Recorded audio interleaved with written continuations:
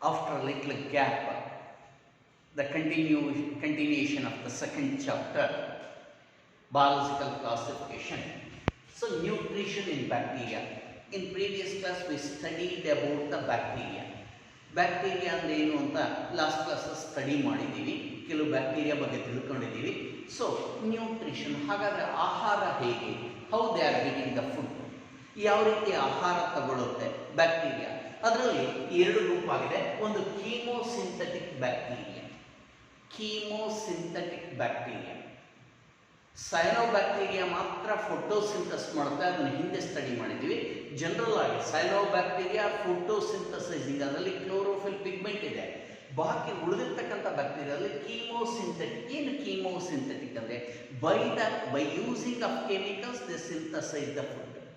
ರಾಸಾಯನಿಕ ವಸ್ತುಗಳನ್ನು ಉಪಯೋಗಿಸ್ಕೊಂಡು ಫುಡ್ಡನ್ನು ಪ್ರಿಪೇರ್ ಮಾಡುತ್ತೆ. ಹೇಗೆ? ಇನ್ಆರ್ಗ್ಯಾನಿಕ್ ಕೆಮಿಕಲ್ಸ್ ಇದೆ, ಇನ್ಆರ್ಗ್ಯಾನಿಕ್. ಈ ಇನ್ಆರ್ಗ್ಯಾನಿಕ್ ಕೆಮಿಕಲ್ನ ಆಕ್ಸಿಡೈಸ್ ಮಾಡುತ್ತೆ. ಆಕ್ಸಿಡೈಸ್, ಈ ಆಕ್ಸಿಡೈಸ್ ಮಾಡಿದಾಗ ಸ್ವಲ್ಪ ಪ್ರಮಾಣದಲ್ಲಿ ಶಕ್ತಿ ಬಿಡುಗಡೆ ಆಗುತ್ತೆ. Little amount of energy is produced at the time of oxidation of inorganic. ಆ ಪ್ರೊಡ್ಯೂಸ್ ಆಗಿರ್ತಕ್ಕಂಥ ಎನರ್ಜಿನ ATP ಆಗಿ ಕನ್ವರ್ಟ್ ಮಾಡುತ್ತೆ. ಅಡಿನೋಸಿನ್ ಟ್ರೈಫಾಸ್ಫೇಟ್, ಮುಂದೆ ಒಂದು ಚಾಪ್ಟರ್ ಇದನ್ನು ಪೂರ್ತಿ ಸಂಪೂರ್ಣ ಓದ್ತೀರಾ. ಸೊ ಅಡಿನೋಸಿನ್ ಈ ಥರ ATP ಮಾಡಿ ಈ ATPಗಳೆಲ್ಲ ಸೇರಿಕೊಂಡೆ ಫುಡ್ ಆಗುತ್ತೆ. So even what we are getting food, ನಾವು ಸೇವಿಸ್ತಕ್ಕಂಥ ಎಲ್ಲ ಆಹಾರದಲ್ಲೂ ಕೊನೆಗೆ ಕನ್ವರ್ಟ್ ಆಗೋದು ATP. ಸೊ ಹಾಗಾಗಿ ರಾಸಾಯನಿಕ ವಸ್ತುಗಳಿಂದ ಆಹಾರ ತಯಾರಿಸ್ಕೊಳುತ್ತೆ, ಅವನ್ನ ಕೀಮೋಸಿಂಥೆಟಿಕ್ ಬ್ಯಾಕ್ಟೀರಿಯಾ ಅಂತ ಕರಿತೀವಿ. ಯಾವುದಿದೆ ಅಂದರೆ ಸೊ ಸಲ್ಫರ್ ಬ್ಯಾಕ್ಟೀರಿಯಾ ಅಂತ ಇದೆ. ಅದು ಸಲ್ಫೇಟನ್ನು ಅಥವಾ sulphur dioxide, sulphuric hydrogen sulphide ಇವನ್ನ ಆಕ್ಸಿಡೈಸ್ ಮಾಡಿ ಫುಡ್ ತಗೊಳ್ಳುತ್ತೆ ಸಲ್ಫರ್ ಬ್ಯಾಕ್ಟೀರಿಯಾ. ಫಾಸ್ಫರ್ ಬ್ಯಾಕ್ಟೀರಿಯಾ ಇದೆ, ಐರನ್ ಬ್ಯಾಕ್ಟೀರಿಯಾ ಇದೆ. These are all bacteria getting food from the oxidation of the chemicals. ಅದಕ್ಕೆ ಕೀಮೋಸಿಂಥೆಟಿಕ್. ಸೆಕೆಂಡ್ ಗ್ರೂಪ್ ಅಂದರೆ ಹೆಟ್ರೋಟ್ರೋಫಿಕ್. ಹೆಟ್ರೋ ಅಂದರೆ ಡಿಸಿಮಿಲರ್, ಟ್ರೋಫ್ ಅಂದರೆ group of food getting food from different source. ಅಂದರೆ ಬೇರೆ ಬೇರೆ ಮೂಲಗಳಿಂದ ಆಹಾರ ತಗೊಳುತ್ತೆ, ಅದಕ್ಕೆ ಹೆಟ್ರೋಟ್ರೋಫಿಕ್ ಅಂತ ಕರಿತೀವಿ. ಹೆಟ್ರೋಟ್ರೋಫಿಕ್ ಬ್ಯಾಕ್ಟೀರಿಯಾ ಅಂದರೆ the bacteria getting food from the different sources. ಇದು ಹೆಟ್ರೋಟ್ರೋಫಿಕ್. ಮೆಜಾರಿಟಿ ಇದೇ ಗುಂಪಲ್ಲಿದೆ ಹೆಟ್ರೋಟ್ರೋಫಿಕ್. ಇನ್ನು ಬ್ಯಾಕ್ಟೀರಿಯಾದಿಂದ ಆಗ್ತಕ್ಕಂಥ ಉಪಯೋಗ ಏನು, ಯೂಸಸ್. ಇಲ್ಲಿ ಯೂಸಸ್ ಅಂತ ಹೇಳೋದಿಲ್ಲ, ಅದು ಯೂಸಸ್ ಅದು ಒಂದು ಸೈಡ್ ಆಗುತ್ತೆ. ಅದರಿಂದ ಕೆಲವು ಕಡೆ ಯೂಸಸ್ ಇರ್ಬೋದು, ಕೆಲವು ಕಡೆ ಹಾರ್ಮ್ಫುಲ್ ಎಫೆಕ್ಟ್ ಇರ್ಬೋದು. ಹಾಗಾಗಿ ಟೋಟಲ್ ಆಗಿ ಎಕನಾಮಿಕ್ ಇಂಪಾರ್ಟೆನ್ಸ್ ಅಂತ ಹೇಳ್ತೀವಿ. ಯೂಸ್ ಆದರೆ ಅನುಕೂಲ ಆಗುತ್ತೆ, ತೊಂದರೆ ಆದರೆ ಲಾಸ್ ಆಗುತ್ತೆ. ಹಾಗಾಗಿ ಎರಡು ಎಕನಾಮಿಕ್ ಇಂಪಾರ್ಟೆನ್ಸ್, ಆರ್ಥಿಕವಾಗಿ ಏನು ಮುಖ್ಯತೆ. One, these are decomposers. Decompose, composer ಒಟ್ಟು ಸೇರಿಸೋದು, ಡಿಕಂಪೋಸರ್. ಈ ಥರ ಹೇಳಿದೆ, ಎಲ್ಲ ATP ಸೇರಿಕೊಂಡು ಫುಡ್ ಆಗುತ್ತೆ. ಆ ಫುಡ್ ಎಲ್ಲ ಬ್ರೇಕ್ ಡೌನ್ ಆಗಿ ATP ಆಗುತ್ತೆ, ATP ಎಲ್ಲ ಬ್ರೇಕ್ ಡೌನ್ ಆಗಿ ಇನ್ಆರ್ಗ್ಯಾನಿಕ್ ಕೆಮಿಕಲ್ ಆಗುತ್ತೆ. ಇದನ್ನು ಡಿಕಂಪೋಸಿಷನ್ ಅಂತ. ಡಿಕಂಪೋಸಸ್ ಯಾವುದು ಅಂದರೆ ಬ್ಯಾಕ್ಟೀರಿಯಾ ಇದೆ, ಮುಂದೆ ಬರ್ತಕ್ಕಂಥ ಒಂದು ಗುಂಪಿನ ಫಂಗಸ್ ಇದೆ.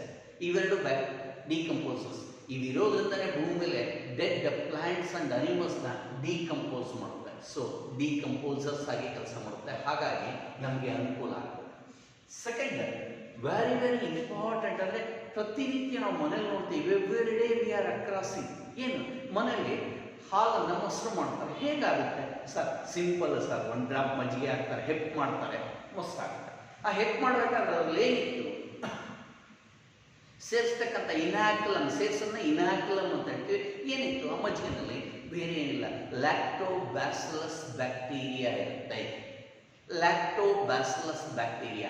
ಆ ಲ್ಯಾಕ್ಟೋಬ್ಯಾಸಿಲಸ್ ಬ್ಯಾಕ್ಟೀರಿಯಾ ಏನು ಮಾಡುತ್ತೆ, ಹಾಲಲ್ಲಿರ್ತಕ್ಕಂಥ ಸಕ್ಕರೆ ಅಂಶ, ಶುಗರ್ ಕಂಟೆಂಟ್, ಲ್ಯಾಕ್ಟೋಸನ್ನ ಲ್ಯಾಕ್ಟಿಕ್ ಆಸಿಡ್ ಆಗಿ ಕನ್ವರ್ಟ್ ಮಾಡುತ್ತೆ. ಆಗ ಹಾಲು ಮೊಸರಾಗಿ ಬದಲಾವಣೆ ಆಗುತ್ತೆ. ಕರ್ಡ್ಲಿಂಗ್ ಆಫ್ ಮಿಲ್ಕ್ ಅಂತ ಕರಿತೀವಿ. This is again by the bacteria only.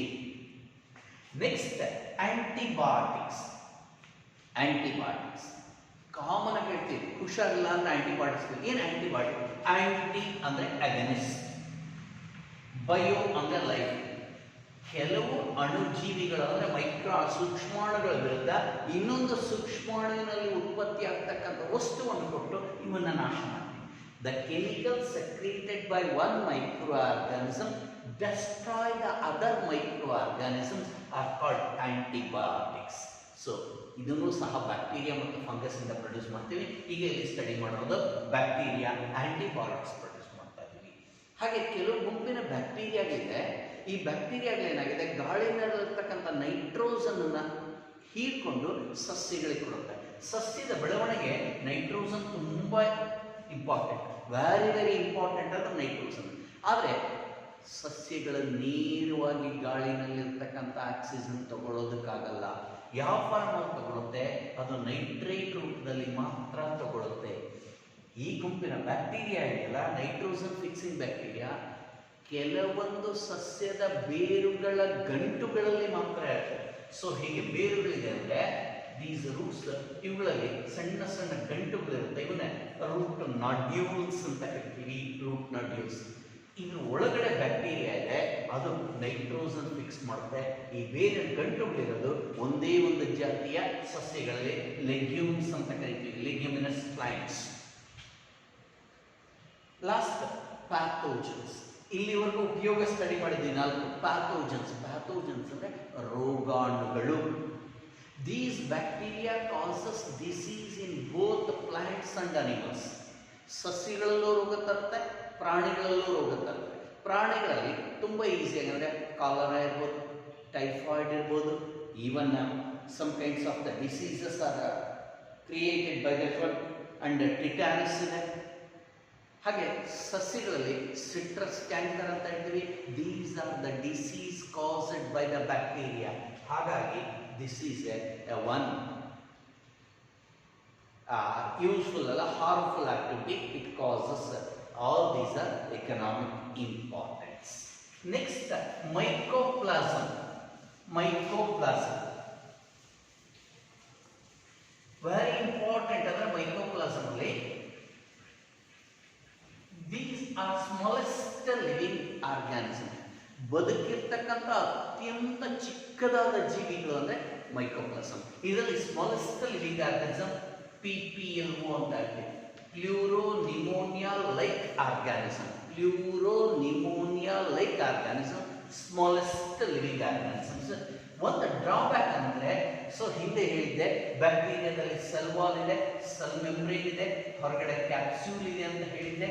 ಆದರೆ ಇಲ್ಲಿ ಸೆಲ್ ವಾಲ್ ಇರುವುದಿಲ್ಲ, ಸೆಲ್ ವಾಲ್ ಇರುವುದಿಲ್ಲ. ಇವೆ mycoplasma. So mycoplasma usually these are pathogenic to the plants. ಸಸ್ಯಗಳಿಗೆ ರೋಗಗಳನ್ನು ತರುತ್ತೆ. ಸೊ ಇದು ಮೈಕೋಪ್ಲಾಸಮ್. ನೆಕ್ಸ್ಟ್ ರೀಪ್ರೊಡಕ್ಷನ್ ಹೇಗೆ ಮಾಡುತ್ತೆ ಬ್ಯಾಕ್ಟೀರಿಯಾ? ರೀಪ್ರೊಡಕ್ಷನ್ ಇನ್ ಬ್ಯಾಕ್ಟೀರಿಯಾ.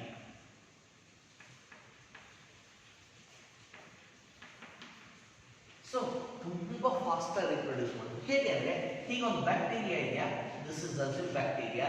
ಅರ್ಧ ಗಂಟೆನಲ್ಲಿ 20 ಮಿನಿಟ್ಸಲ್ಲಿ ಹೀಗೆ ಕಟ್ಟಾಗಿ 2 ಆಗುತ್ತೆ. ಅದಕ್ಕೆ ಮೊದಲು ಇದು ಒಳಗಡೆ ಇರ್ತಕ್ಕಂಥ DNA ಜೆನೆಟಿಕ್ ಮೆಟೀರಿಯಲ್ ಡಬಲ್ ಮಾಡ್ಕೊಳ್ಳುತ್ತೆ, ಅದರಲ್ಲಿರ್ತಕ್ಕಂಥ ಸೈಟೋಪ್ಲಾಸಮ್ನ ಶೇರ್ ಮಾಡ್ಕೊಳ್ಳುತ್ತೆ. ಸೊ ಡಿವೈಡ್ ಆಗುತ್ತೆ. ಇದಕ್ಕೆ ಬೈನರಿ ಫಿಸನ್ ಅಂತ ಹೇಳ್ತೀವಿ. Binary fission, division of a single cell into 2 daughter cells. ಇದು one method of reproduction. First method is binary fission. Second method, during unfavorable condition. Suppose ನಾನು ವಾಸ ಮಾಡೋದಕ್ಕೆ ಯೋಗ್ಯವಾದ ವಾತಾವರಣ ಇಲ್ಲ ಅಂತ ಗೊತ್ತಾದರೆ, ಸೊ ತಾನು ಬದುಕೋದಕ್ಕೆ ಆಗಲ್ಲ ಅಂತ ಗೊತ್ತಾದರೆ, ಆಗ ಆ ಬ್ಯಾಕ್ಟೀರಿಯಾ ಏನು ಮಾಡುತ್ತೆ, ಇದರಲ್ಲಿರ್ತಕ್ಕಂಥ ಎಲ್ಲ ಕಂಟೆಂಟನ್ನು ಒಟ್ಟುಗೂಡಿಸಿ ರೌಂಡ್ ಆಗುತ್ತೆ. ದೀಸ್ ಆರ್ ಕಾಲ್ಡ್ ಸ್ಪೋರ್ಸ್ ಅಂತ ಕರಿತೀವಿ. Spores. During unfavourable condition, bacteria produces spores.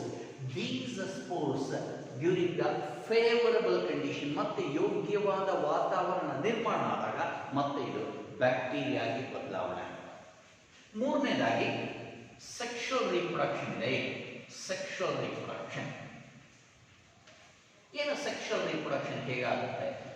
These are unicellular organisms.